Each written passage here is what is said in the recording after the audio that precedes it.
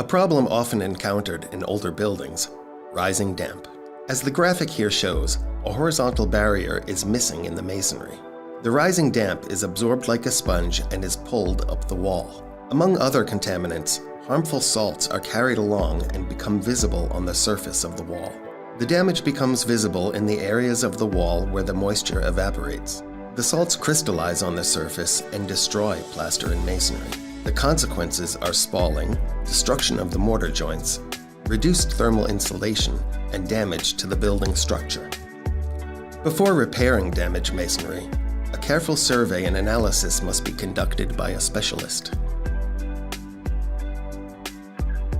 The repair begins with the installation of the horizontal barrier with KOSTER Crisin 76.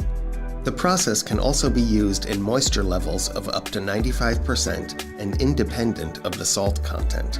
Due to its low density, KOSTER Crisin 76 penetrates into even the smallest pores and displaces water from the capillaries.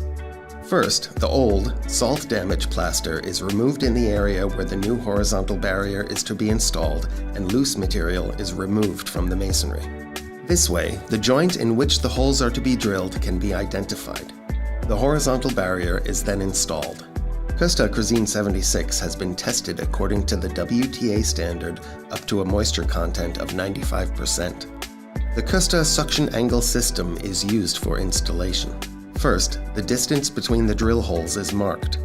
With a wall thickness of 50 centimeters, the distance is 10 centimeters. Consumption for various wall thicknesses is given in the technical datasheet. Usually, holes with a diameter of 14 millimeters are drilled horizontally in the lowest joint. The horizontal barrier must always be placed in such a way that no groundwater, splash water, or other moisture can ingress above it. Holes are drilled to a depth of the wall thickness minus 5 centimeters. The drill holes are cleaned with pressurized air.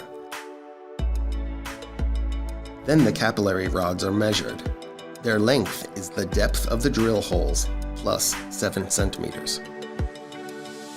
The capillary rods are inserted into the wall using the installation tool for capillary rods. The capillary rods must protrude 7 centimeters from the wall to reach the bottom of the reservoir of the suction angle. Then the suction angles are installed.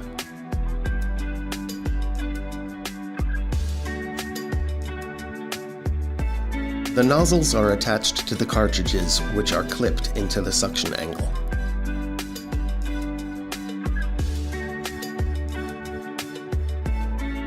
The cartridges are empty after an average of 24 to 48 hours. The cartridges and suction angle are removed in reverse order. The capillary rods are cut flush with the surface and remain in the wall. Finally, the drill holes can be sealed flush with the surface using KOSTER KB Fix 5.